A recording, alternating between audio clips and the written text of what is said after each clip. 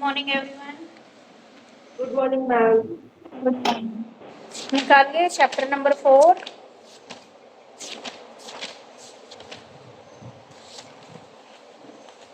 यहाँ तक किसी को कोई प्रॉब्लम है? अंकल कहाँ तक कराई? मेरे को बीच में छोड़ना पड़ा था। इधर भी लाइट चली गई, मेरा वाईफाई कनेक्शन खत्म हो गया। ओके। मेरा फोन भी चार्ज नहीं था। यहाँ तक हुआ था बेटा, जो आपका use of audio visual resources है ना, ठीक है, आईसीटी।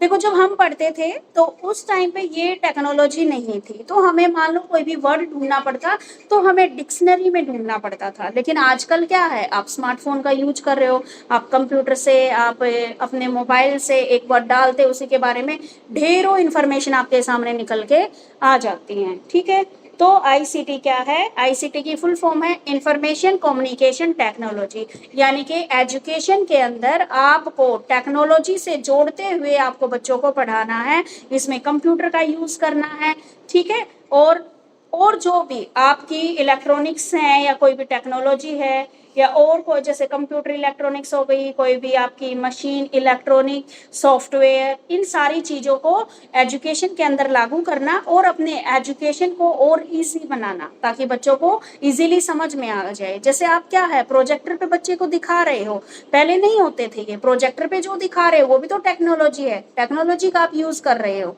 ठीक है,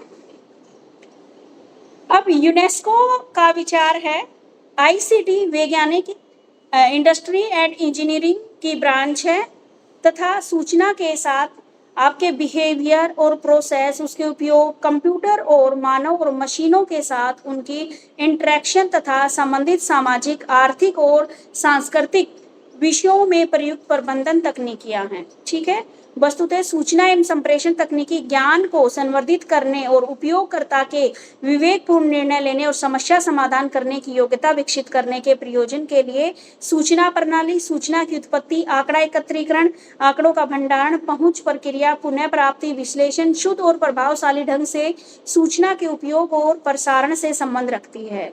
इसमें उन युक्तियों का भी संदर्भ दिया जाता है जिसके कारण यह सब संभव हो पाता है। सूचना एवं संप्रेषण तकनीकी कंप्यूटर के हार्डवेयर और सॉफ्टवेयर तथा दूर संचार की बुनियादी संरचना पर दृढ़ता से स्थापित है। हम पर व्यक्तियों तथा समाज के रूप में सूचना एवं संप्रेषण तकनीकी का प्रभाव पड़ रहा है। आईसीटी की डेवलपमेंट के कारण शिक्षा के लिए हमारे विकल्पों, मनोरंजन, कार्य संपादन, समाज एवं सरकार से संबंधित हमारे दैनिक जीवन में की जाने वाली अनेक वस्तुओं में अत्यधिक परिवर्तन आ रहा है। Internet, www, digital camera, Doordarshan, online learning, wireless संप्रेषण, टेली चिकित्सा इत्यादि आईसीटी से संबंधित प्रक्रम है। इन सभी नवीन टेक्नोलॉजी और चेंजेस का एक संयुक्त वाचक है कंप्यूटर और सूचना तकनीकी। अब देखो भाई, समझो इस बात को। यूनेस्को क्या बोलता है? यूनेस्को ये बोलता है कि जो आईसीटी है, ये भी जैसे आपकी हमारी इंजीनियरिंग है वैसे ही आईसीटी भी एक ब्रांच है। ठीक है, जिसमें आप क्या कर सकते हो, इंफॉर्मेशंस को कलेक्ट करते हो, ठीक है, और उसको क्या कर रहे हो, यूज कर रहे हो। यहाँ पर आप क्या है, डाटा को कलेक्ट करते हो, स्टोर करते हो, और जहां जहां पर जरूरत होती है उस इंफॉर्मेशन को, उसको वहां पर आप पहुंचा देते हो। ठीक है, जैसे ही आईसीटी ने क्या किया है, हमारी एजुकेशन को और अधिक डेवलप किया है। इसमें आप इंटरनेट का यूज कर रहे हो, ई लर्निंग प्लेटफॉर्म भी यूज हो गया है। पहले बच्चों को ऑफलाइन क्लासेस लेनी पड़ती थी, अब बच्चे क्या है, ऑनलाइन माध्यम से भी अपनी शिक्षा पूरी कर सकते हैं। ठीक है, तो इसका फायदा हुआ है। ठीक है, तो इंटरनेट, वर्ल्ड वाइड वेब और बहुत सारे, अगर मान लो हमें कोई चेंजेस लाना है तो हम इजीली क्या है, हमें मान लो एक सूचना पहुंचानी है तो हम क्या करेंगे, इंटरनेट पे वो खबर दे दी तो हर जगह वायरल हो जाएगी। ठीक है, तो हमें दैनिक जीवन में कोई भी चीज है, जैसे ऑनलाइन लर्निंग है, वायरलेस कम्युनिकेशंस है, टेलीचिकित्सा इत्यादि, ये सारी की सारी चीजें आपकी कम्युनिकेशन टेक्नोलॉजी के कारण ही संभव हो पाई हैं। तो जो आईसीटी है वो हमारे नए चेंज को लेके आने में, जैसे कंप्यूटर और इंफॉर्मेशन टेक्नोलॉजी, इनको लेके आने में, हमारी एजुकेशन को और इजी बनाने में हेल्प करता है। ठीक है, तो आईसीटी का मीनिंग क्लियर हुआ बेटा, लिख सकते हो? Yes ma'am. ठीक है, उसके बाद है आईसीटी के कंपोनेंट कौन कौन से हैं, ठीक है भाई। आईसीटी में क्या क्या कंपोनेंट है, हार्डवेयर होता है, सॉफ्टवेयर होता है, डाटा होता है, स्टोरेज होती है एंड कम्युनिकेशन होता है। सबसे पहले हार्डवेयर। हार्डवेयर जैसे कंप्यूटर, हार्डवेयर जिन चीज़ों को हम छू सकते हैं, ठीक है, जिसे व्यक्ति देख सकता है, छू सकता है, महसूस कर सकता है। तो कंप्यूटर को क्या है, कंप्यूटर एक हार्डवेयर मशीन है, ठीक है, जो आंकड़ों के प्रोसेस कर सकता और साथ ही बहुत से कार्य कर सकता है। उसके बाद है सॉफ्टवेयर। सॉफ्टवेयर इंस्ट्रक्शंस की एक श्रृंखला होती है जो कंप्यूटर को दी जाती है ताकि यह उस काम को पूरा करे। ये कंप्यूटर के वे स्पर्शनीय कंपोनेंट होते हैं जिसके कारण कंप्यूटर काम करता है, ठीक है। सॉफ्टवेयर क्या होते हैं, इंस्ट्रक्शन होता है कंप्यूटर के अंदर होता है, ठीक है, जिनके कारण कंप्यूटर क्या करता है, काम करता है। आंकड़े, डाटा क्या होता है, डाटा जितने भी फैक्ट होते हैं उनका कलेक्शन होता है, जो कंप्यूटर द्वारा काम किया जाना है वह डाटा प्रक्रिया का आधार होता है। यानी कि कंप्यूटर में कोई भी काम किया जाना है तो उसका मेन बेस क्या होता है, हमारे पास डाटा होना चाहिए, ठीक है। स्टोरेज, स्टोरेज के माध्यम से जितने भी डाटा हैं और जितने भी सॉफ्टवेयर के कंपोनेंट हैं वे कंप्यूटर प्रणाली में अपनी जगह बना पाते हैं। वे डिफरेंट टाइप के भंडारण साधनों में निवास करते हैं। आंकड़े अव्यय के अपरिष्कृत तथा प्रक्रियाकृत आंकड़ों का भी भावी उपयोग के लिए भंडारण किए जाने में सहायता मिलती है और इस अवयव को मेमोरी भी कहते हैं। आगे है स्टोरेज की जाती है भाई, ठीक है, डाटा है या सॉफ्टवेयर है उसमें क्या कंप्यूटर के अंदर उनको स्टोरेज कर लिया जाता है और जब भी जरूरत पड़ती है तो उसको हम यूज कर सकते हैं। कम्युनिकेशन, कम्युनिकेशन के माध्यम से उपयोगकर्ता कंप्यूटर के साथ आदान प्रदान कर सकता है, ठीक है, कम्युनिकेट कर सकता है, जिसको भी जरूरत पड़ती है उसको कम्युनिकेट करता है और कंप्यूटर डिफरेंट कार्य भी करवाता है। विभिन्न कम्युनिकेशन लाइन और प्रोटोकॉल्स के रूप में समझा जा सकता है जिसमें हम कम्युनिकेशन करने में सहायता मिलती है। अब देखो भाई आईसीटी के कंपोनेंट क्या क्या है, क्या क्या यूज होता है आईसीटी में। एक होता है हार्डवेयर, हार्डवेयर के तौर पर हम कंप्यूटर को यूज करते हैं, ठीक है, कंप्यूटर हो गया, प्रिंटर हो गया, इन सारी चीज़ों को यूज़ करते हैं। सॉफ्टवेयर क्या होता है, कंप्यूटर के अंदर जो भी एक आपका इंस्ट्रक्शंस का या जो भी प्रोग्राम होता है उसको सॉफ्टवेयर बोला है। डाटा कलेक्ट करते हैं हम किसी भी चीज़ के रिगार्डिंग, फिर क्या उसको स्टोरेज करते हैं, कोई भी इंफॉर्मेशन हमें सेव करनी तो उसको स्टोरेज कर देते हैं और अगर मान लो किसी को जरूरत है तो आगे उसको हम कम्युनिकेट भी कर सकते हैं। तो ये 5 पॉइंट है आपके आईसीटी के जो कंपोनेंट। आईसीटी के 5 component, hardware, software, data, storage and communications, ठीक है। उसके बाद यहाँ तक समझ में आया, यस मैम। ठीक है। उसके बाद है आपके आईसीटी टेक्नोलॉजी के लक्ष्य। आईसीटी टेक्नोलॉजी के निम्नलिखित लक्ष्य है। नंबर फर्स्ट, सूचना प्रणाली का सूत्रीकरण करना, सूचना की व्याख्या करना, सूचना प्रक्रियाकरण, सूचना का उपयोग करना। यानी कि जो इंफॉर्मेशन सिस्टम है उसका सूत्रीकरण करना, उसको इंटरप्रेट करना, प्रोसेस करना और फिर उसका यूटिलाइजेशन करना। सबसे पहले तो तकनीक एक महत्वपूर्ण लक्ष्य है, इसमें एकत्रीकरण यानी कि कलेक्ट करना। सबसे पहले तो इसके लक्ष्य बताने भाई, आईसीटी के क्या क्या ऑब्जेक्टिव है, क्या क्या विजन है। क्या ऑब्जेक्टिव आईसीटी का, सबसे पहले तो डाटा को कलेक्ट करना। सूत्रीकरण का मतलब डाटा को कलेक्ट करना, फिर इंटरप्रेट करना, प्रोसेस करना और उसको यूटिलाइज करना। तो सबसे पहले है डाटा को कलेक्ट करना। इसका कलेक्ट किया जाता है, स्टोरेज किया जाता है ताकि यूजर्स को साइंटिफिक फैक्ट तक आप पहुंचना आसान हो जाए, ठीक है, इसलिए डाटा को कलेक्ट किया जाता है। फिर जो इन्फॉर्मेशन है उसको इंटरप्रेट कर दिया जाता है, उसकी व्याख्या कर दी जाती है। सूचना को उसके वास्तविक और मूल रूप में उचित ढंग से समझने और उसकी व्याख्या करने में व्यक्तियों की सहायता करना एक और महत्वपूर्ण लक्ष्य है, ठीक है। जो कि इंफॉर्मेशंस है उसको हम क्या है, उसको समझाने, अंडरस्टैंड करने योग्य है, उसका अच्छे इस ढंग से हमें रिप्रेजेंट करना है ताकि व्यक्ति आसानी से उसको समझ सके। फिर इंफॉर्मेशन का क्या है, हमें प्रोसेस करना है कंप्यूटर की सहायता से, जो इन्फॉर्मेशन है उसको प्रोसेस करके उपयोगकर्ता की सहायता करनी, यूजर की सहायता करनी है।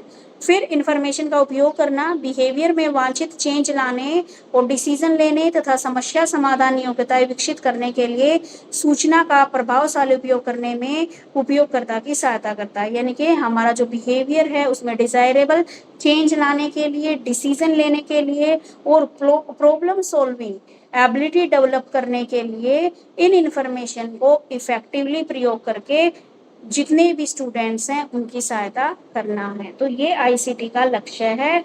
जितनी भी इंफॉर्मेशन की जरूरत है उसको कलेक्ट करना, फिर उसको इजी आसान भाषा में समझाना, उसको प्रोसेस करना और फिर उस सूचना को उपयोग करना। ठीक है, समझ में आ गया? Yes ma'am.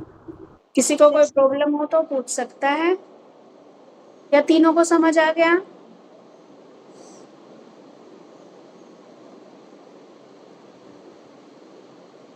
चलिए, आईसीटी का टीचिंग लर्निंग प्रोसेस में क्या उपयोग है? अब देखो भाई, आईसीटी का टीचिंग लर्निंग आपके पेपर में ना सूचना और संप्रेषण तकनीक नहीं लिखेंगे भाई, आईसीटी लिखेंगे।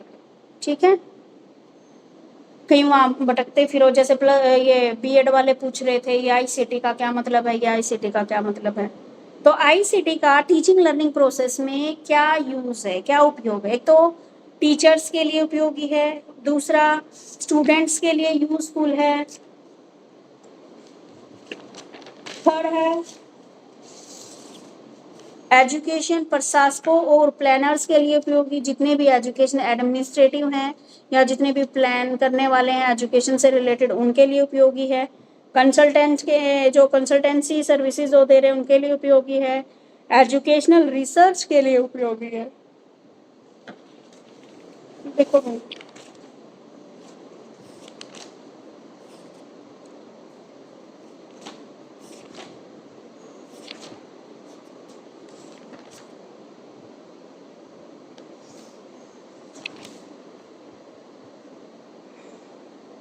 टीचर्स के लिए उपयोगी, आईसीटी टीचर्स के लिए किस प्रकार उपयोगी है? आरती एक बार पढ़ दे बेटे इस क्वेश्चन को। Okay ma'am. अध्यापकों के लिए उपयोगी, सूचना एवं संप्रेषण तकनीकी अध्यापकों के लिए बहुत उपयोगी सिद्ध हुई है। सूचना एवं संप्रेषण तकनीकी की सेवाओं से अध्यापकों को शिक्षण अधिगम के लक्ष्यों को प्राप्त करने में सहायता मिलती है। आईसीटी तकनीकी के माध्यम से अध्यापकों को अपने शिक्षण कार्य में भी सहायता मिलती है। इसकी सहायता से वे पुस्तकों, संदर्भ पुस्तकों, जर्नलों और अन्य पठन सामग्री, श्रव्य दृश्य सामग्री और प्रविधियां प्राप्त करने में समर्थ होते हैं। आपको छात्रों को का उपयोग करने में अधिगम की गणना उनके लिए सहायक होती है। देखो बेटा, टीचर्स के लिए किस प्रकार उपयोगी है आईसीटी? तो आईसीटी टीचर्स के लिए जो टीचिंग लर्निंग प्रोसेस है उसको और बेटर और इजी बनाने में उनकी हेल्प करती है। ठीक है, ताकि वह अपना जो टीचिंग कार्य है इसकी सहायता से और आसानी से करवा सके। इसकी सहायता से क्या है, जो भी रेफरेंस बुक है, जर्नल है या कुछ और ऐसी पढ़ने से रिलेटेड मटेरियल या फिर कोई भी हमारी ऑडियो विजुअल मटेरियल, इन सारी चीजों के द्वारा अपनी टीचिंग को और इजी बनाने में हेल्प करता है। ठीक है, उसके बाद टीचर छात्रों को सेल्फ लर्निंग करने के लिए भी आईसीटी का उपयोग करने में समर्थ बना सकते हैं। इस दिशा में आप टीचर क्या क्या यूज करते हैं? कंप्यूटर यूज कर सकते हैं, आपकी टीचिंग मशीन, प्रोग्राम्ड लर्निंग और सेल्फ लर्निंग की इकाइयां उनके लिए सहायक होती है। यानी कि आईसीटी के द्वारा अपनी टीचिंग लर्निंग को इजी करने के लिए वे कंप्यूटर का प्रयोग कर सकते हैं, प्रोग्राम लर्निंग का प्रयोग कर सकते हैं और सेल्फ लर्निंग की यूनिट उनमें के लिए हेल्प करती है। दूसरा देखो भाई, तो था टीचर्स के लिए, अब ऐसे ही स्टूडेंट के लिए भी ये टेक्नोलॉजी क्या है, अपने खुद के अंदर सुधार करने में बहुत हेल्प की है इसने भी। अगर कोई बच्चा पढ़ना चाहे तो उसके पास नेट पे इतना मटेरियल अवेलेबल है, वह कोई भी पॉइंट, एक पॉइंट डालो ढेरों सारी वीडियो आ जाती है। ठीक है, तो उनके लिए भी ये हेल्पफुल है उनकी टीचिंग लर्निंग प्रोसेस को और इजी बनाने के लिए। मान लो अपने टीचर का उनको समझ में नहीं आया तो वे गूगल पे सर्च करते हैं, वहां से निकलते ही ढेरों वीडियो आ जाते हैं, किसी से भी समझ सकते हैं। ठीक है, तो इसमें क्या है, बच्चे को क्या है, सेटिस्फेक्शन प्राप्त होती है। आईसीटी के माध्यम से वे इंफॉर्मेशन को, उपयोगी स्रोतों, आवश्यक जानकारी प्राप्त करने के ढंग और जितने भी साधन हैं उनसे परिचित होते हैं और विवेकपूर्ण निर्णय लेने और समस्या समाधान करने की योग्यता में टीचिंग प्राप्त करने करके वे अपने व्यवहार में वांछित परिवर्तन लाने में समर्थ होते हैं। सूचना एवं संप्रेषण तकनीकी द्वारा कंट्रोल्ड सूचना से उन्हें ज्ञान, समझ, कौशल, रुचि और एप्टीट्यूड और प्रशंसा की प्राप्ति होती है। इससे उन्हें एजुकेशन के पाठ्य और पाठ्य सहायक क्षेत्रों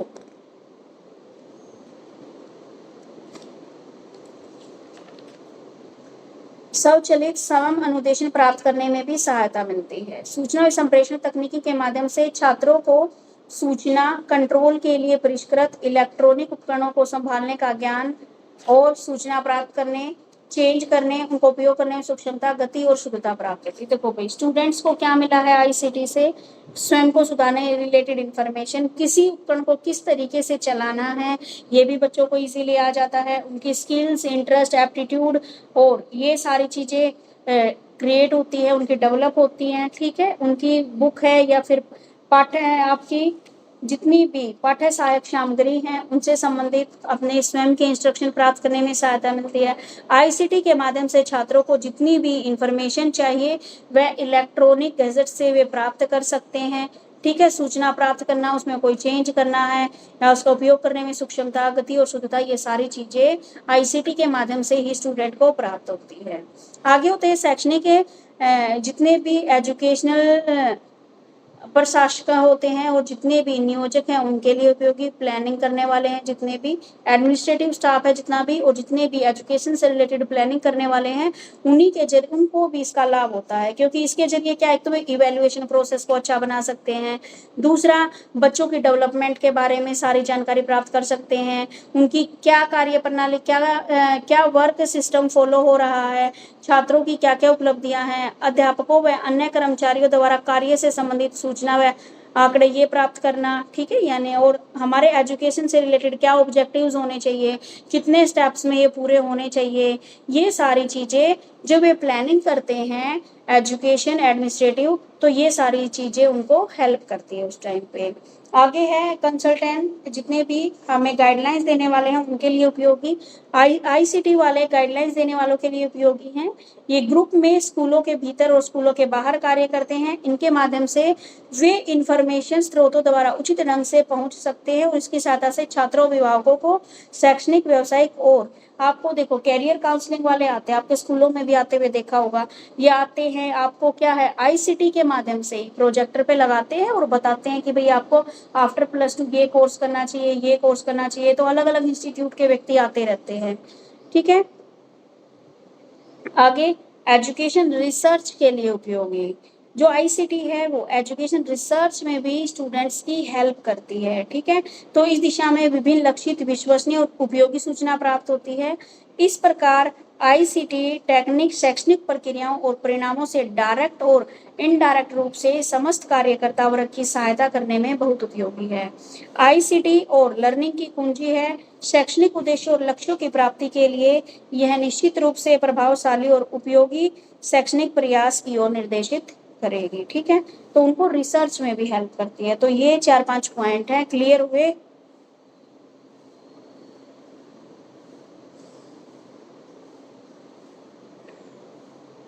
यस मैम। अब देखो इसकी क्या क्या हानियां निकल के आई हैं। हानियां निकल के आई हैं, एक तो है भाई अज्ञानता, पूरी नॉलेज नहीं है लोगों को। अब देखो जो ग्रामीण इलाके, शहरी इलाकों में तो बच्चों को पूरी नॉलेज है। अब ग्रामीण इलाकों में आप देखते हो सरकारी स्कूलों में बच्चों को टैब दिए गए, तो बच्चे क्या करते हैं, ज्ञान नहीं है, वो पूरा प्रॉपर उसको पढ़ने में तो नहीं लगा रहे, लेकिन दूसरी चीजों में ज्यादा वेस्ट कर रहे हैं। ठीक है, हाँ, गवर्नमेंट स्कूल में हर एक स्कूल में 10th क्लास में बच्चों को बड़े बड़े टैब प्रोवाइड कराए जाते हैं। वो तो टैब प्रोवाइड कराए जाते हैं आईसीटी के बेस पे कि बच्चे अच्छे से पढ़ेंगे इसमें।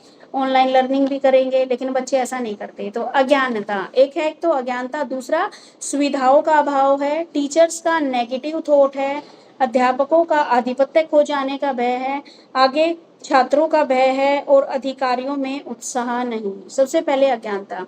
स्कूल से संबंधित जितने भी हमारे अधिकारी होते हैं, चाहे वह मुख्य अध्यापक हो गया, अध्यापक हो गया, और अन्य स्कूल कर्मी, इस बात की जानकारी नहीं रखते कि आईसीटी बहुत इंपॉर्टेंट है और डे बाय डे ये एक इम्पोर्टेंट फैक्टर बनता जा रहा है। ठीक है, तो सक्रिय रूप से भागीदार बनाया जा सकता है। यह अज्ञानता आईसीटी के उपयोग में एक बहुत बड़ी रुकावट है। ठीक है, यानी कि किसी को नॉलेज ही नहीं है, नॉलेज नहीं है कि आईसीटी भी प्रयोग हो सकता है, तो नॉलेज, बिना नॉलेज के कारण वे इसको यूज नहीं करते। ठीक है, तो एक अज्ञानता की कमी के कारण इसका अच्छे से यूज नहीं हो पा रहा। एक सुविधाओं का अभाव है। अब देखो, हर एक के पास तो सारी चीजें अवेलेबल नहीं है। ठीक है, तो सुविधाओं का अभाव है, उसके कारण भी आईसीटी का भरपूर फायदा नहीं उठा पाते। टीचर्स का भी क्या है, नेगेटिव थॉट है उसको लेकर। ठीक है, टीचर वही पुराने जमाने वाली स्ट्रेटजी फॉलो कर रहे हैं। ठीक है, तो बच्चों के प्रति क्या है, इस टेक्नोलॉजी के प्रति उसका नेगेटिव पॉइंट बन जाता है कि बच्चों का ध्यान केंद्रित, ये छात्र क्या अपना ध्यान केंद्रित नहीं करते, बल्कि इधर उधर भटकाते हैं इस टेक्नोलॉजी के माध्यम से। उसके बाद टीचर का आधिपत्य खो जाने के बाद टीचर को ये डर है कि कहीं बच्चे तुमसे ना पढ़ के सारा का सारा यूट्यूब से ना पढ़ लें। ठीक है, छात्रों का भय। अब देखो, आईसीटी को यूज करने के लिए स्टूडेंट भी तैयार नहीं है, वे अपनी पुरानी भूमिका को त्यागना नहीं चाहते, जिससे उन्हें अध्यापकों द्वारा ज्ञान प्रदान किया जाता है। वे स्वयं प्रयास नहीं, ताकि उनको क्या, उनको तो इतना टीचर करा देगा तो मैं खुद क्या ढूंढने की जरूरत है।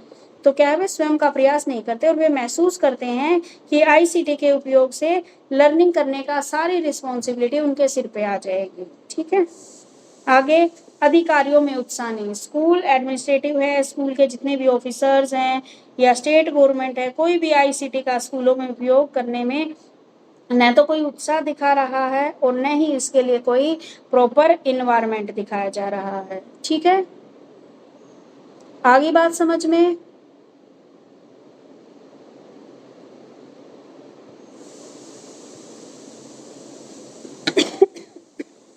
Yes ma'am. अगला है basic of computer assist learning. Computer क्या होता है, इसके क्या क्या पार्ट है, कंप्यूटर की कार्य क्षमता एवं कार्य प्रणाली पर प्रकाश डालिए।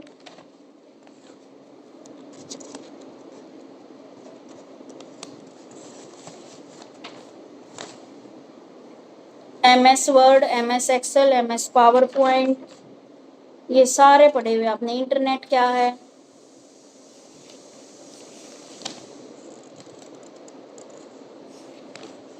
अब इसको जस्ट रीड आउट करवा देती हूँ, आता तो है ना आपको कंप्यूटर क्या होता है, जो आप लोगों ने किया था, कंप्यूटर इज इलेक्ट्रॉनिक मशीन। अब हिंदी में पढ़ रहे हो यहाँ पे, जिसको इंग्लिश में पढ़ना है इंग्लिश में पढ़ लेना।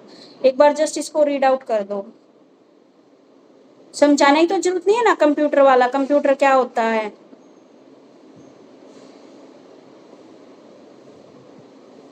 No ma'am.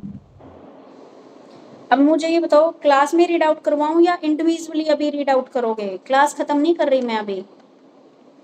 पहले तुम ऐसा करो, ये कंप्यूटर क्या है, तीनों के पास बुक है ना, सानिया, आरती और नेहा? अभी इसको रीड आउट करो, रीड आउट करो। जो समझ में नहीं आता है वो मुझसे पूछ लो। ठीक है, तो कंप्यूटर वाला हो जाएगा ना पार्ट। कंप्यूटर क्या है, इसकी क्या कैरेक्टरिस्टिक्स है ना, कंप्यूटर के विभिन्न पार्ट हैं। उसके बाद कंप्यूटर कैसे काम करता है, ये वाला। टीचिंग लर्निंग में इसके क्या क्या लाभ और हानियां हैं, जैसे ऑनलाइन, कंप्यूटर के क्या क्या लाभ है, ऑनलाइन एजुकेशन में हेल्प कर रहा है, विद्यार्थियों का मैम ये भी पढ़ा दीजिए क्वेश्चन, शिक्षा अधिगम प्रक्रिया कंप्यूटर से क्या लाभ हानि हाँ यही पढ़ाऊंगी बेटा, मैं भी एक बार देख ही रही ये हूँ। बाकी का हो जाएगा। बाकी सारा तो आप वहां से कर लोगे, किसी भी बुक से, जहां से, अगर आज तक आपने जहां से कंप्यूटर पढ़ा है वहां से भी कर सकते हो। मैं तो कभी तुम्हें बोलती ही नहीं कि ये बुकिश वाला ही करो, जहां से आपको, अगर आपको गूगल पे वो इजी मिलता है तो आप वहां से कर लो, किसी और बुक में इजी मिलता है जो पॉइंट, वहां से कर लो। जस्ट मीनिंग क्लियर होना चाहिए। सानिया कर लोगे?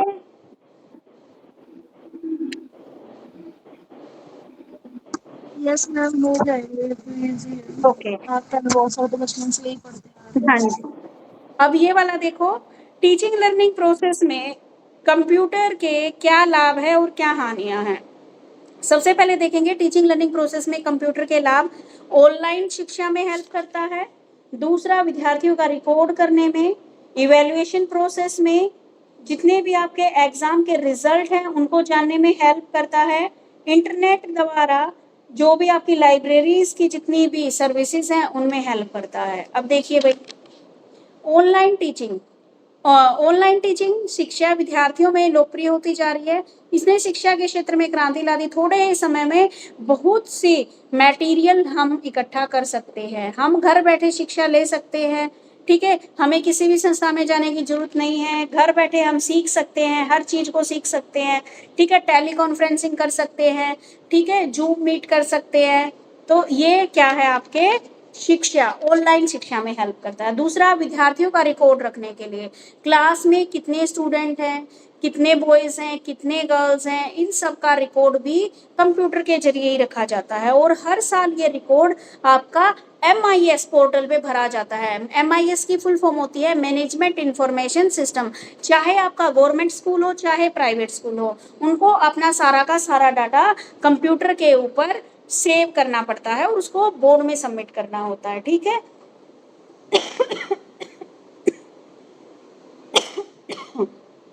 इवैल्यूएशन प्रोसेस में हेल्प करता है।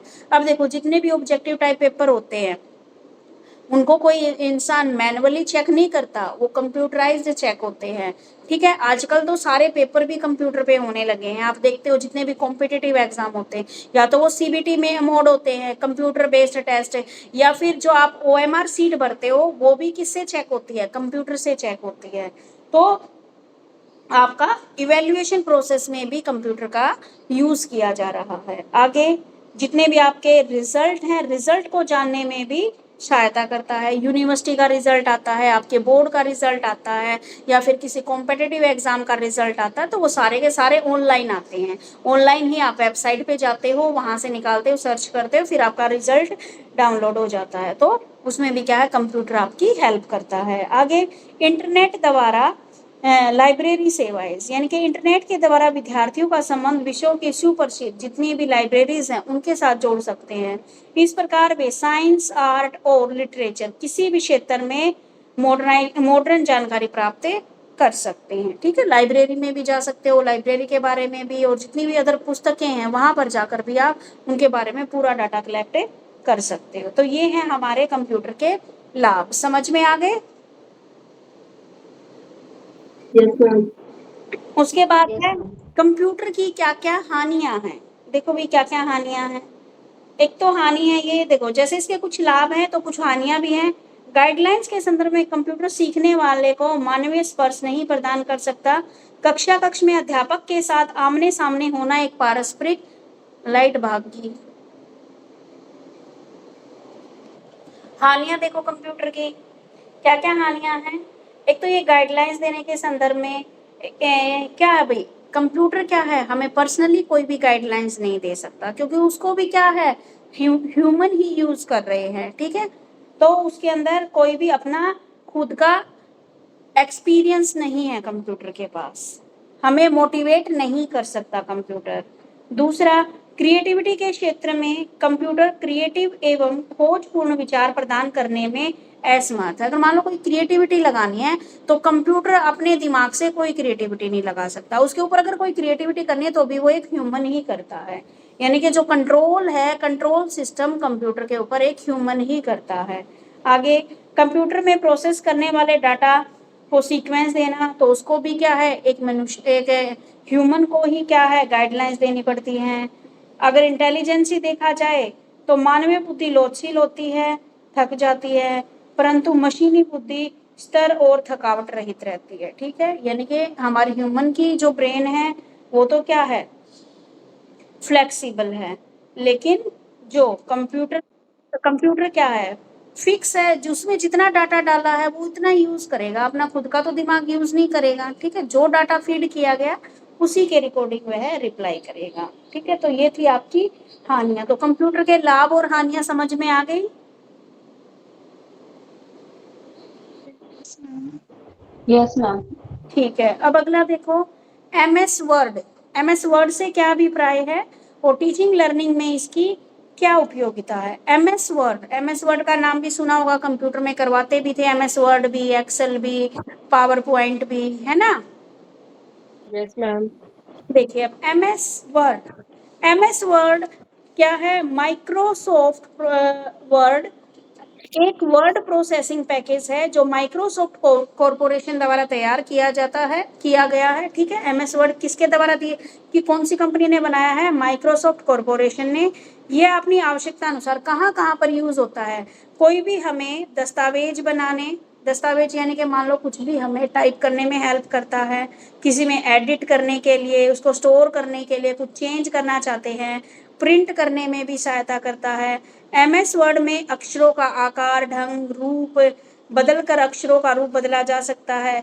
यदि किसी दस्तावेज में page number, page border, page के ऊपर नीचे हेडर, फुटर, ये सारी सूचनाएं प्रदर्शित करनी है तो उनको भी शामिल कर सकता है।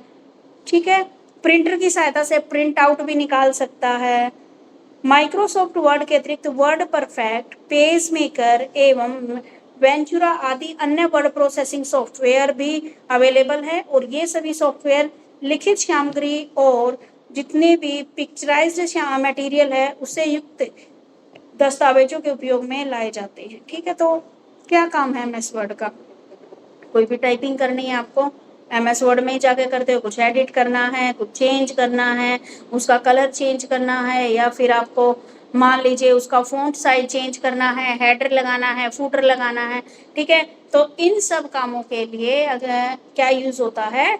एमएस वर्ड यूज होता है। अब use of MS word in teaching learning में इसका क्या काम है? इसका काम है लेटर राइटिंग करने में, सेंडिंग में, मैसेज और ईमेल सेंड करने में, स्पेलिंग एंड ग्रामेटिकली डिफेक्ट, कोई भी स्पेलिंग में या ग्रामर में डिफेक्ट आ गया है तो उसको सही करने में यूज होता है, स्टोरी राइटिंग में, लेटर राइटिंग में, ऐसे राइटिंग में, नरेशन ऑफ एक्सपीरियंस में, पोएटिक कंपोजिशन में, पिक्चर कंपोजिशन में, क्रिएटिव कंपोजिशन में। ठीक है, इन सब में। उसके बाद है preparation of project and research report. किस किस में यूज होता है?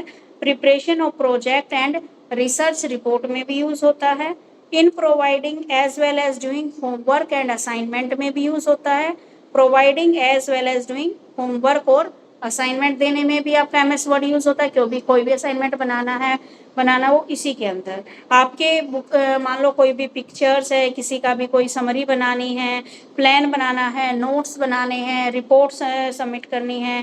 ठीक है, ये सारे क्या है? एमएस वर्ड पे ही तैयार किए जाते हैं। दूसरा जो आपके बनाया जाता है शाब्दिक और चित्रात्मक सामग्री, ये सारी चीजें भी इसकी सहायता से ही। तैयार दस्तावेजों के आगे के कार्य हेतु सुरक्षित रखने यानी कि सेव करना, जो भी फाइल है, फाइल को बनाने या उसको सेव करना भी क्या है? एमएस वर्ड में जाके ही हम करते हैं। ठीक है, एमएस वर्ड की फाइल को समझ में आ गया?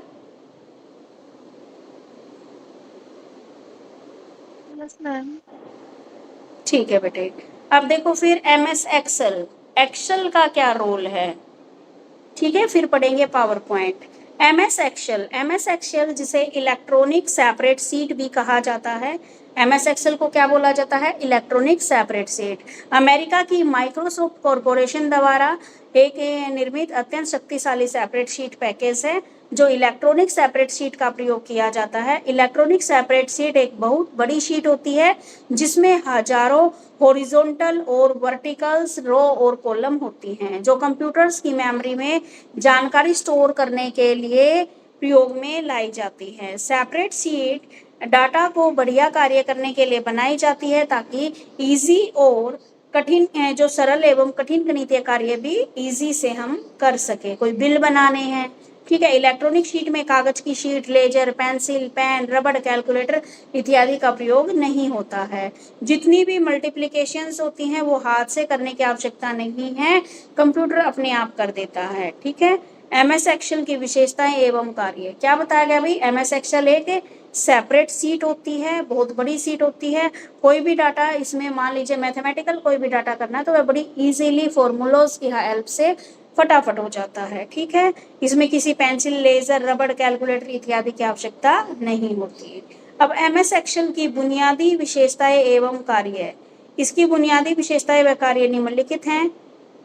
इंफॉर्मेशन रिप्रेजेंटेशन विशेषता, गणात्मक विशेषता, डाटा को सिस्टमैटिक कार्य में लगाने विशेषता, सर्च एवं रिप्लेस विशेषता, स्वचालित पुनर्जागरण, अंतर्निर्मित क्रियाएं, गणित के कठिन फॉर्मूले सरल बनाना, डिलीट एवं कॉपी विशेषता। देखो क्या क्या विशेषताएं हैं भाई इसकी। सबसे पहले तो जो भी इंफॉर्मेशन है इसको रिप्रेजेंट करना। MS एक्सेल की वर्कशीट पर हम रो और कॉलम फॉर्मेट में जितने भी मैथमेटिकल्स, जितनी भी सूचनाएं होती हैं उनको क्या है अच्छे तरीके से रिप्रेजेंट कर सकते हैं ताकि एक दूसरा बंदा उसको इजीली समझ सके। आगे है आपके जितने भी न्यूमेरिकल जितनी भी आपकी कार्यों को शीघ्रता से, सहजता से और पूर्ण एक्यूरेसी के साथ पूरा करता है। जैसे बेसिक मैथमेटिकल एक्टिविटीज जैसे क्या है घटा करना, गुणा करना, जैसे एडिशन, मल्टीप्लिकेशन, सब्ट्रैक्शन और डिवाइड। ये दूसरा कंप्यूटिंग सम्स, एवरेज निकालना, percentage, square root and logarithm, trigonometry function, sine and tangent इत्यादि। विभिन्न विशेष यानी कि स्पेशल कैलकुलेटिंग कार्य जैसे किसी निश्चित संख्या के ऊपर ग्रेडों की संख्या की गिनती कितनी है, किसी श्रृंखला विकास में अधिक से अधिक एवं कम से कम गणना आदि करना। डाटा व्यवस्थित कार्य। MS एक्सेल में डाटा सूचना सामग्री को अक्षर क्रम और संख्या क्रम में व्यवस्थित करने में मदद करता है। कैलकुलेटिंग विशेषता बता दी है इसने। जो भी इंफॉर्मेशन इसको रिप्रेजेंट करता है, जो भी कैलकुलेटेड है उसको करता है, जो डाटा है उसको सिस्टमैटिक तरीके से कार्य में लाता है। सर्च एवं रिप्लेस की भी विशेषता, हमें कोई चीज़ सर्च करनी है या रिप्लेस करके नई चीज़ डालनी है तो वो भी फैसिलिटी इसमें अवेलेबल होती है।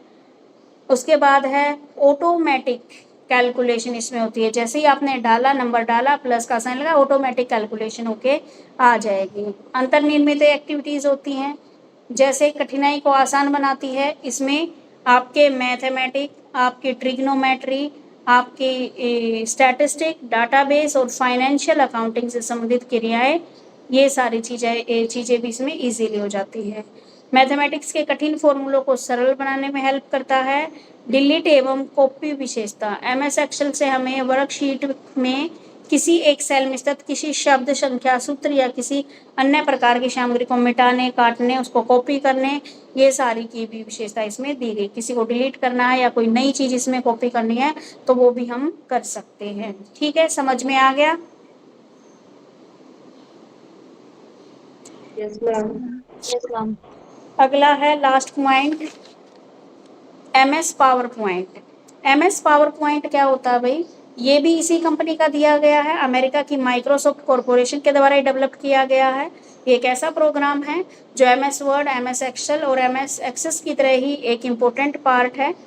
इसमें मेन प्रेजेंटेशन सॉफ्टवेयर होते हैं, ठीक है, जिसमें आप किसी के साथ अपनी प्रेजेंटेशन दे रहे हो तो आप अच्छे से उसको विद पिक्चर, विद इंफॉर्मेशन आप उसको बता सकते हो ताकि अगला बंदा उसको इजीली समझ सके। अपनी इसकी क्या क्या विशेषताएं हैं? इलेक्ट्रॉनिक प्रेजेंटेशन बनाना, उसको अच्छे से सजाना, उसको रिप्रेजेंट करना। पावर पॉइंट में क्या बोल रहे हो नेहा? आवाज कट रही थी। मैं बोल रही हूँ कि इसमें एनिमेशन प्रोजेक्ट ज्यादा बनानी होती हाँ है। जी, एनिमेटेड प्रोडक्ट वे इसमें ज़्यादा मिलते हैं प्रोजेक्ट। ठीक है, आप कोई भी इसमें लगा सकते हो। जब भी आपने कभी बनाई भी होगी आप लोगों ने पावर पॉइंट प्रेजेंटेशन, हमने तो बहुत बनाई है भाई। कॉमर्स ये तो वाले मेरा फेवरेट है। कॉमर्स वाले स्टूडेंट को तो बनानी पड़ती थी भाई।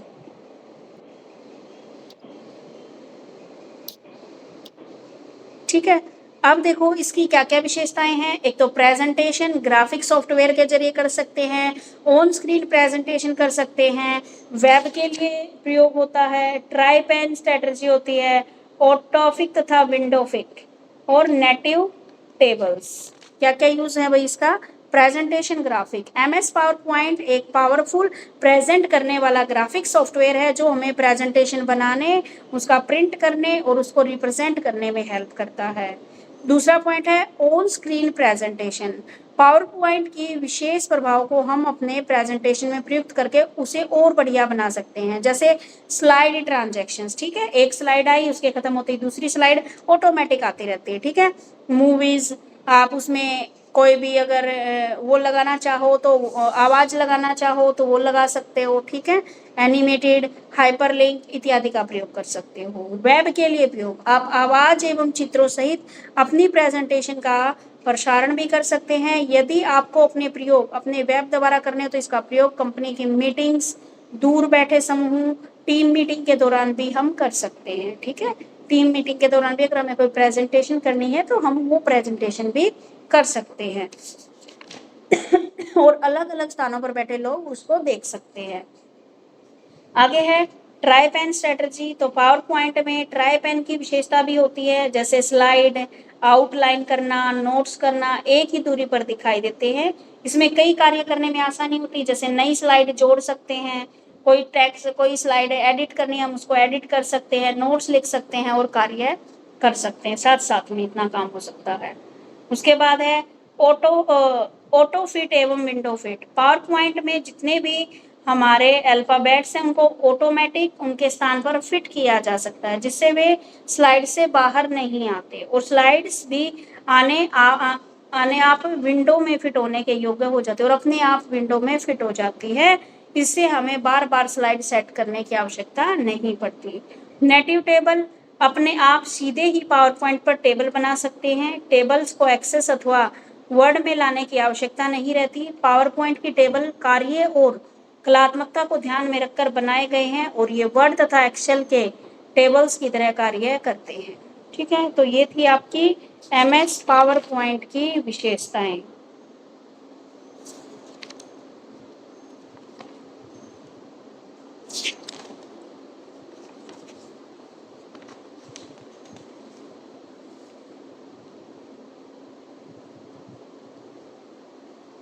अब ये जो शॉर्ट क्वेश्चन आंसर है उस पे आ जाओ।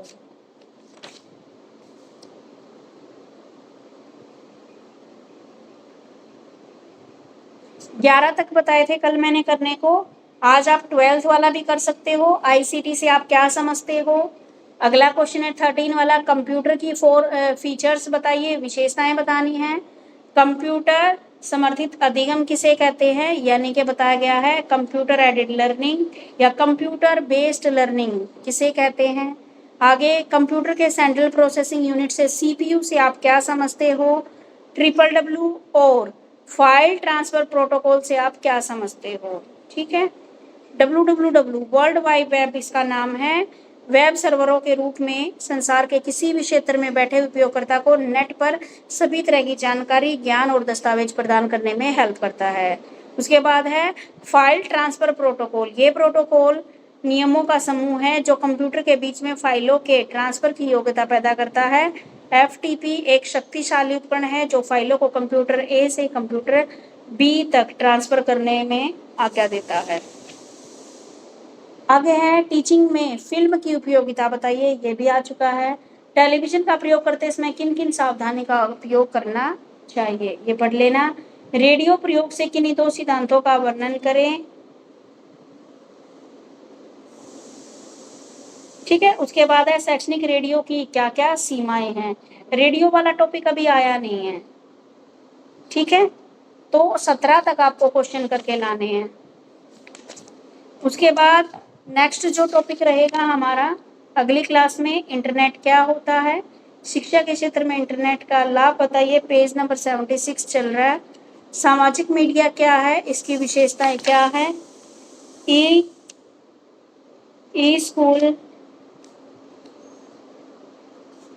School system, traditional school system और ई लर्निंग।